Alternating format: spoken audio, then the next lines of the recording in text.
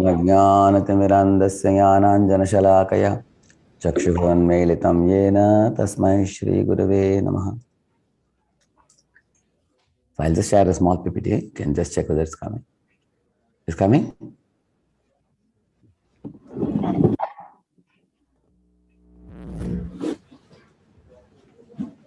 Okay. You can see the PPT now? Yes, sir. Okay. So very happy to be with all of you at ISKCON Boston there. We are all celebrating the Happy Diwali today. Let us recite one shloka from the Bhagavad Gita. Teshamevanukampartham ahamajnanajam tamaha nashayamyatma bhavastho jnanadipena bhasvata. Lord Sri Krishna says, to show to my devotees a special mercy, I, dwelling in the hearts, I destroy with the shining lamp of knowledge the darkness born of ignorance. He says, basically what Lord Krishna says here, that in the heart of my devotees, whatever darkness is there, I dispel it by lighting up the light of knowledge. Darkness is compared to ignorance, and light is compared to knowledge. So today is a very auspicious day. On the day of Diwali, everywhere you find lamps lit up in the homes of the people. Rows of lamps are kept. That's called Deepa Avali. Avali means row, Deep means lamp. So rows of lamps can be seen in temples and homes, signifying a very important lesson that let all the darkness be eradicated and let knowledge be awakened. Another meaning of this row of lamps is a welcome, like you see here. Lord Rama, after defeating Ravana and returning with Sita back to Ayodhya, that is also one of the significance. It is a triumph of virtue over vice. So Ravana represents all vice, and Lord Rama represents virtue. That is when virtue triumphs over vice, that is the Deepavali day. So in this world, always there are two forces, the demoniac forces and divine forces. And there is always a competition between the two. When the demoniac forces are destroyed and the divine forces prevail and they succeed, that is the Deepavali day. On the same day of Deepavali, there was one more Rakshasa or a demon called as Bhaumasura or Vrikasura, who was killed by Lord Krishna. This was a very technologically very advanced demon because he lived in a place called the Pragjyotishpur, where he had a huge palace. And this palace was covered by moat. You know, moat means water body, all four directions, which had man-eating crocodiles. Nobody can enter the palace. And the walls of the palace were all electrified. If anybody would try to touch the wall or climb on the wall, they would be roasted. Nobody can enter inside. The gates were guarded by very terrible bodyguards. Nobody can consider entering inside. But when Lord Krishna wanted to finish this demon had captured 16,000 princesses from all over the world and put them all in a jail. So Lord Krishna didn't come through the door. He didn't have to cross the moat. He came flying in a Garuda along with Satyabhama. He flew over the palace and went in and had a big terrible fight and then finished the demon today. So that's another celebration today on Diwali day, that Narakasura, Bhaumasura was killed. And as you know, in Bhagavad Gita you might have heard, Lord Krishna says, Paritranaya sadhunam vinashaya cha dushkritam dharma samsthapanarthaya sambhavami yuge yuge. He says, I come in every millennium when atrocious activities increase by the nefarious activities of the demons. I come to destroy them. I come to protect the saintly and the divine people. And I come to re-establish the dharma, he says. Now, what is dharma? Dharma, many people think it is some religious sentiment. Some people think to be respectful to parents or to other people is dharma, which is also acceptable. But the ultimate meaning of the dharma is the innate, core, natural characteristic of every living being is called the dharma. For example, water. The dharma of the water is to be liquid. But if you keep it in the fridge, it becomes like ice, which is unnatural for the water. Because in a certain temperature, it becomes like ice. You take it out of the fridge and keep it outside, it becomes water again. Because it's natural to be liquid for the water.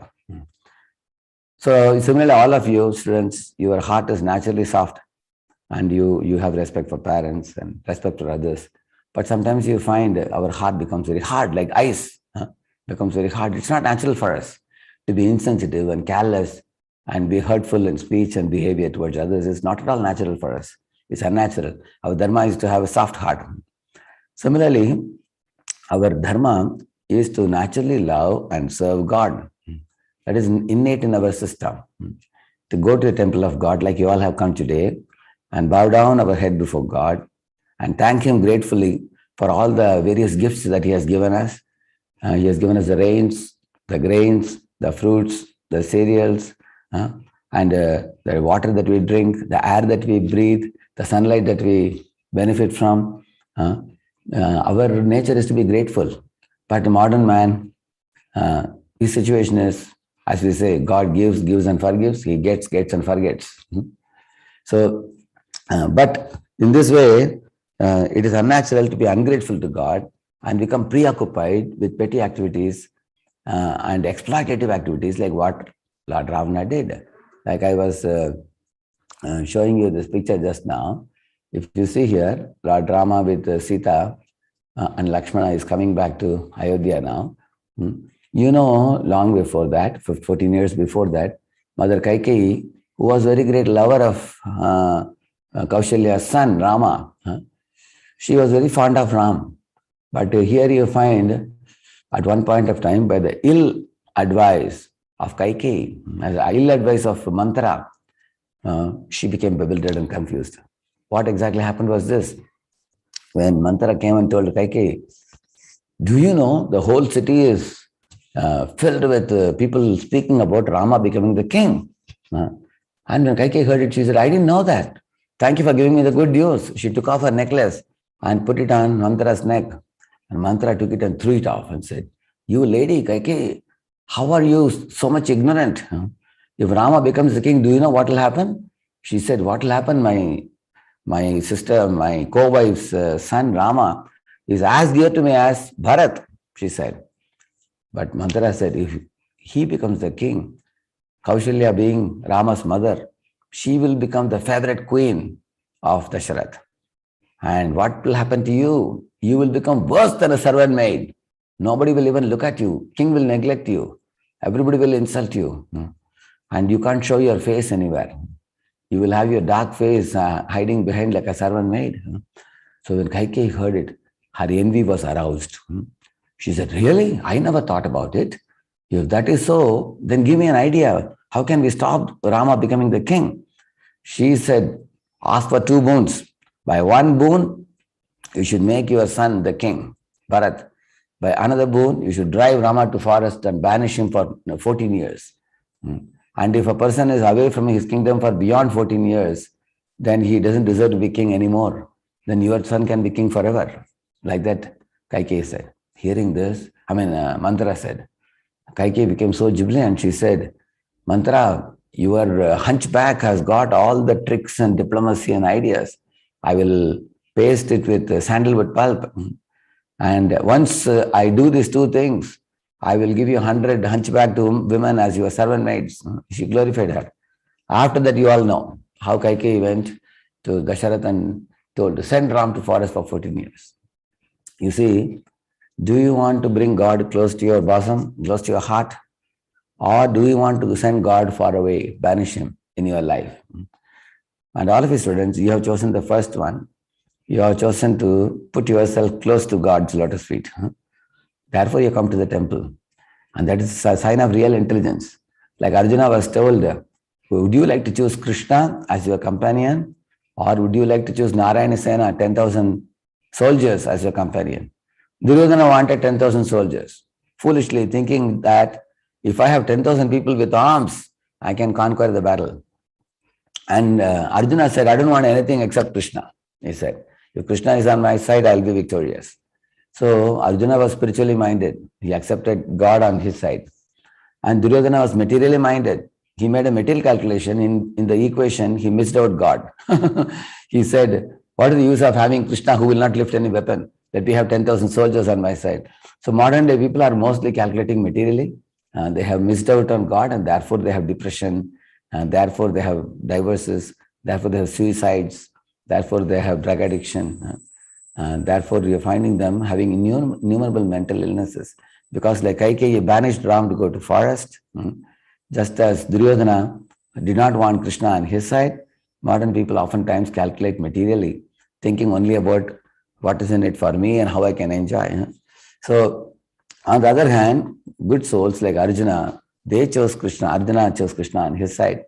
Similarly, after 14 years are over, Lord Ram was welcomed back to Ayodhya, and our Ayodhya represents our heart, and Lord Rama or Lord Krishna is the Supreme Lord who is welcomed back into our heart. And when Lord comes into our heart, what happens?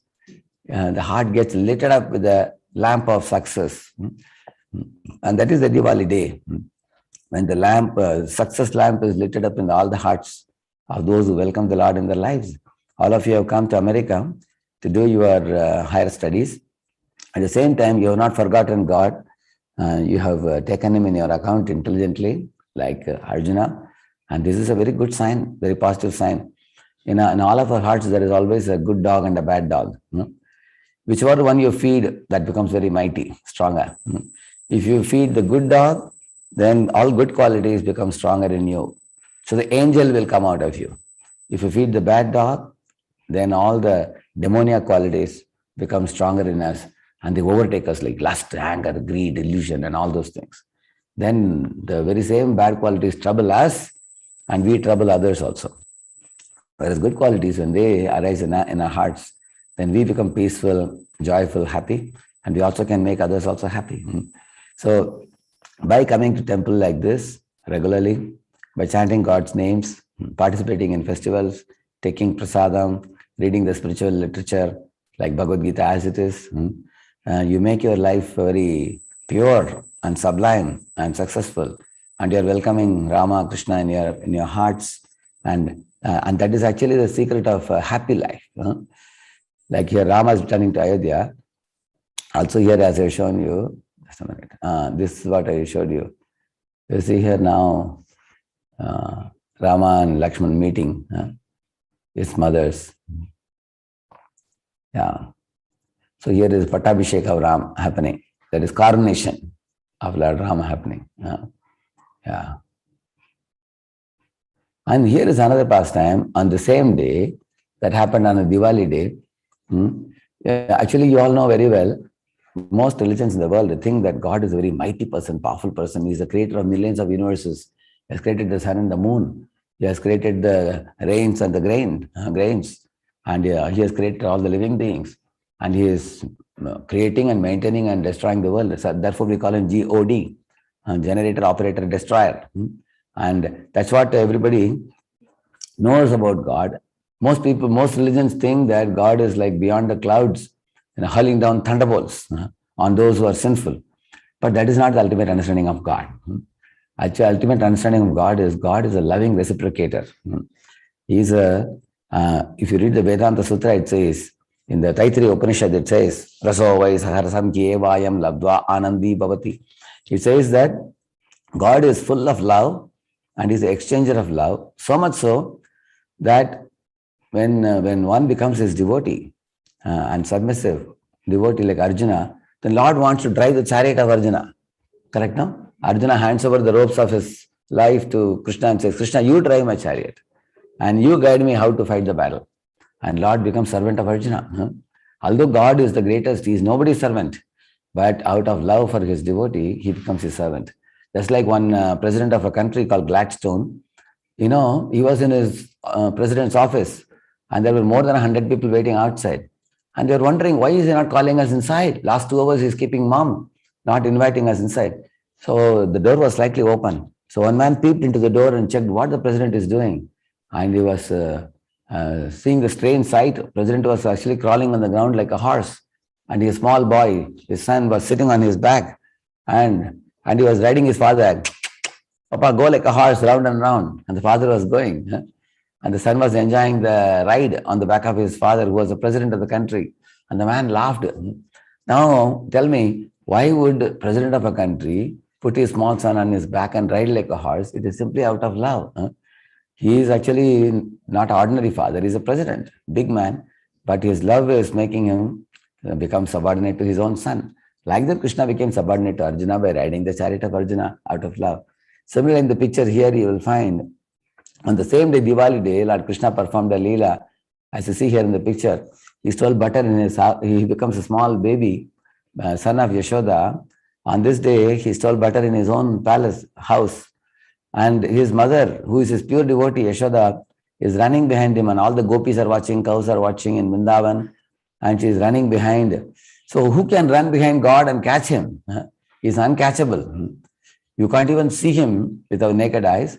But when one becomes a pure devotee, not only can you see him, you can see him in this beautiful form of Krishna. And he is performing this Leela, or playful pastime in Vrindavan. She is running behind him and catching him. Now here you find she has bound him.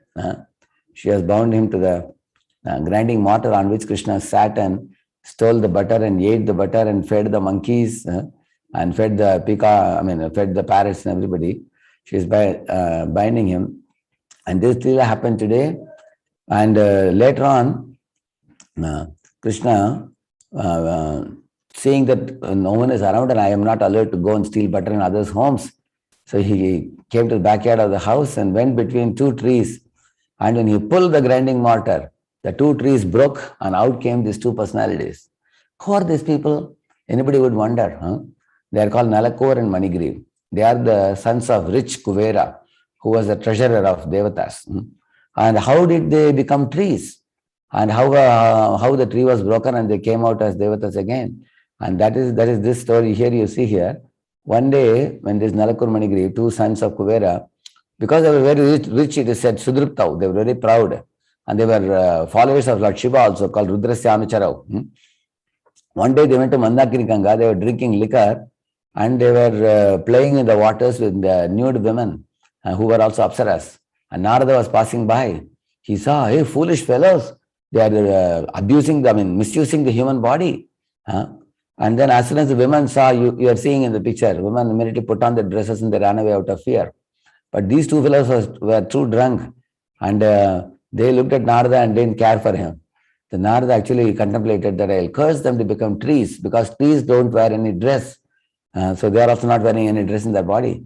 So when they become trees, they will become more repentant and remorseful. And then they will learn a good lesson.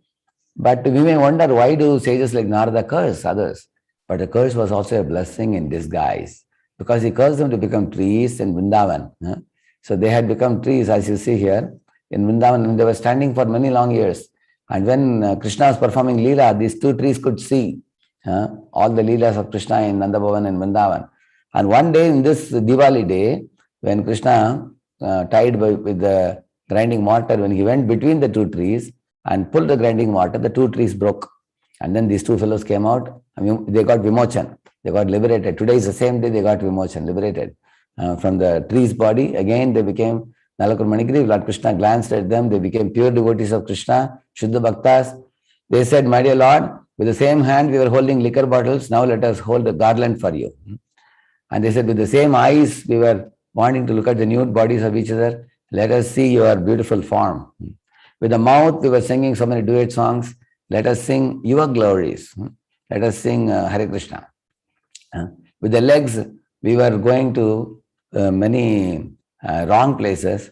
Now with the same legs, let us come to the temple. Let us come to your temple. And with our heads, let us bow down to you. Like that, they offered a prayer.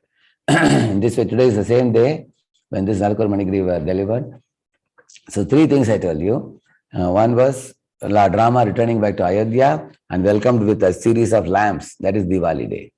And also Diwali day is the same day when Lord Krishna is stealing butter in his house out of his naughtiness. He performs naughty pranks of a child, and Yashoda is running behind Krishna and binding him up. That is also the same day, Diwali day. And another day, another Leela is Nalakur Manigriv, sons of Kuvera, due to their being stinking rich, becoming proud and enjoying in the Mandakini Ganga with women. And then they were cursed by Narada to become 2 trees. And those 2 trees were delivered today on the Diwali day. And then they became pure devotees of Krishna with pure character and everything. And another thing I told you is Lord Krishna killing our Pragjyotishpur, our Bhaumasura, Narakasura, and liberating 16,000 princesses, and they all became queens of Dwarka later on. So these 4 things happened today, very auspicious day. And I also told all of you that today is a triumph of virtue over vice. So the virtue and vice are like 2 dogs, good dog and bad dog. It's like an angel and an animal in us. So we all want to awaken the angel in us. And we want to destroy the animal in us. We want to speak sensitively and be not careless, be respectful to others, be humble, be tolerant, be grateful, be well behaved. And we also don't want to be like Kaikeyi, who sent away Ram, but we want to bring Ram back into our hearts. So that's the day today. I appreciate and thank every one of you assembled here today on the Diwali day, most auspicious day. I pray that may Lord lit up all of your hearts with the torchlight of knowledge, as he has promised in Bhagavad Gita.